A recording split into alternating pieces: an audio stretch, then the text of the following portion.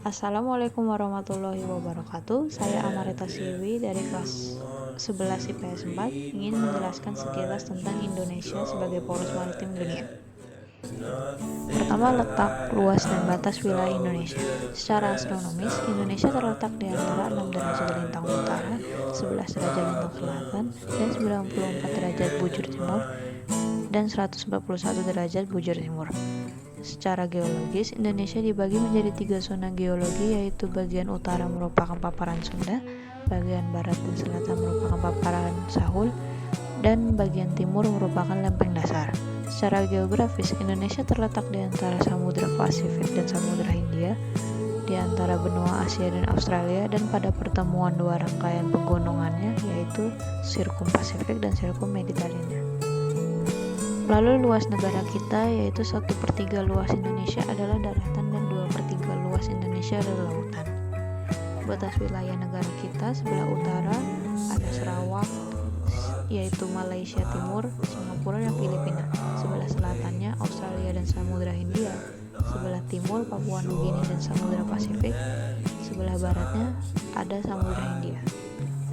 Lalu batas wilayah perairan Indonesia. Berdasarkan Konvensi Hukum Laut Internasional di Jamaika tahun 1982 dibagi menjadi 3 bagian. 1. Batas laut teritorial adalah 12 mil dari titik terluar sebuah pulau ke laut bebas. 2. Batas landas kontinen. Sebuah negara paling jauh 200 mil dari garis dasar ke laut bebas dengan kedalaman lebih dari 200 meter. Zona ekonomi eksklusif atau ZEE ditarik dari titik pantai sebuah pulau sejauh 200 mil. Lalu kita ada karakteristik wilayah daratan dan perairan Indonesia. Kita mulai dari daratan dulu.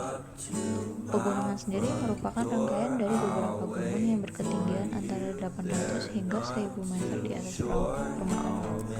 Lalu gunung adalah daerah yang lebih menonjol dari sekitarnya dengan ketinggian lebih dari 600 meter di atas permukaan laut.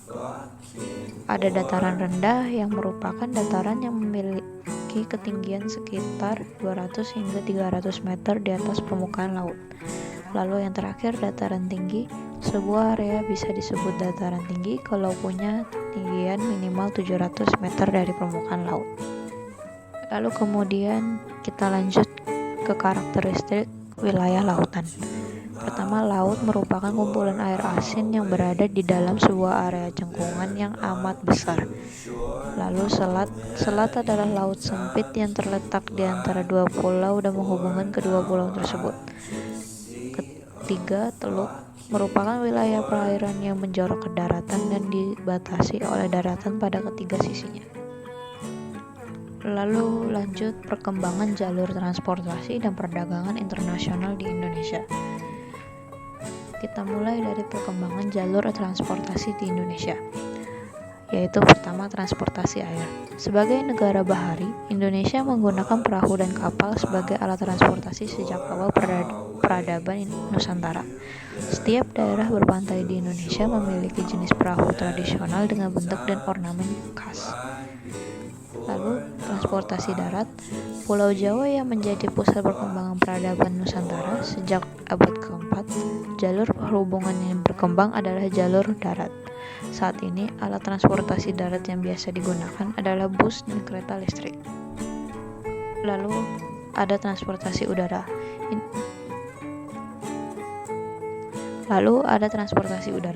Industri penerbangan nasional dirintis tahun 1946 di Yogyakarta oleh Tim Angkatan Udara Republik Indonesia. Salah satu hasil rancangannya adalah pesawat Sikumbang yang melakukan penerbangan pertama pada 1 Agustus 1954. Pada 26 April 1976, industri pesawat terbang itu berkembang menjadi PT Industri Pesawat Terbang Nurtanio yang didirikan dengan Dr. B.J. Habibie. Lalu terakhir kita ada perkembangan perdagangan internasional Indonesia. Pertama, perkembangan sektor perdagangan di Indonesia. Pemerintah melakukan strategi perdagangan komprehensif dengan tujuan sebagai berikut, yaitu memberi peluang untuk pengembangan industri, memperbaiki akses Indonesia di pasar utama dunia, mendukung perdagangan internal dengan menghilangkan kendala infrastruktur dan hambatan regional dalam perdagangan internal dan antar daerah. Lalu kemudian ada perdagangan luar negeri. Perdagangan bebas membuka peluang bagi produsen Indonesia untuk menjual produknya ke luar negeri dan sebaliknya memberi pilihan produk yang lebih banyak kepada masyarakat. Sistem perdagangan bebas meminta setiap negara membuka akses yang adil dan tidak diskriminatif terhadap satu sama lain. Akses terbuka ini menjadi tertutup jika terjadi ketimpangan teknologi dan informasi perdagangan sehingga dunia usaha negara berkembang seperti Indonesia menjadi dirugikan. Sekian rangkuman geografi dari saya. Terima kasih. Wassalamualaikum warahmatullahi wabarakatuh.